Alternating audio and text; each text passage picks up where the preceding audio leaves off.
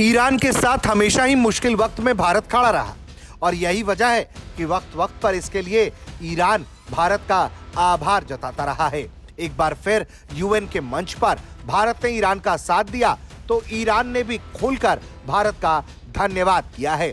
भारत ने संयुक्त राष्ट्र मानवाधिकार परिषद में ईरान के खिलाफ प्रस्ताव का विरोध करके एक मजबूत और सिद्धांतवादी रुख अपनाया है। यह घटना 23 जनवरी की है, जब एक विशेष सत्र में जहां यूएनएचआरसी ने ईरान में विरोध प्रदर्शनों पर बेरहम दमन की निंदा करते हुए एक प्रस्ताव पारित किया।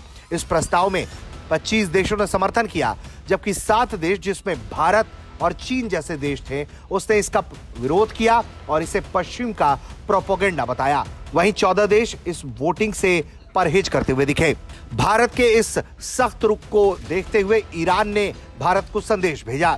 ईरान के दूत का कहना है कि मैं भारत सरकार का शुक्रगुजार हूं कि उन्होंने ईरान को अपना यूएन में जबरदस्त समर्थन दिया है। उन्होंने कहा है कि जिस तरीके से भारत ने न सिर्फ समर्थन दिया बल्कि पॉलिटिकल मोटिवेटेड रिजोल्यूशन का भारत ने विरोध किया, यह दिखाता है कि भारत और ईरान के बीच में कितनी गहरी दोस्ती है और भारत कैसे एक न्यायप्रिय देश है जो किसी देश की संप्रभुता अखंड रखने पर यकीन रखता है। वहीं इस प्रस्ताव को लेकर जो पश्चिम देश है वो चाहते थे कि ईरान के खिलाफ एक स्वतंत्र जांच हो, जिसका दायरा बढ़ाया जाए और फैक्ट फाइंडिंग मिशन के कार्यकाल को 2 साल और बढ़ा दिया जाए। पश्चिम देश जहां इस प्रस्ताव के समर्थन में थे, वहीं भारत और चीन ने खुलकर इस प्रस्ताव का विरोध किया। भारत ने स्पष्ट रूप से इसका विरोध करके न केवल ईरान के साथ अपने लंबे समय से चले आ रहे संबंधों को मजबूती दी है, बल्कि बहुपक्षीय संप्रभुता और न्याय के प्रति अपनी प्रतिबद्धता भी साफ तौर पर दिखाई है। भारत की यह स्थिति कोई नई नहीं है। बीते कई वर्षों से यूएनएचआरसी में ईरान से संबंधित प्रस्तावों पर भारत ने या तो विरोध किया है या फिर मतदान से परहेज किया है या फिर स्वतंत्र रुख अपनाया है।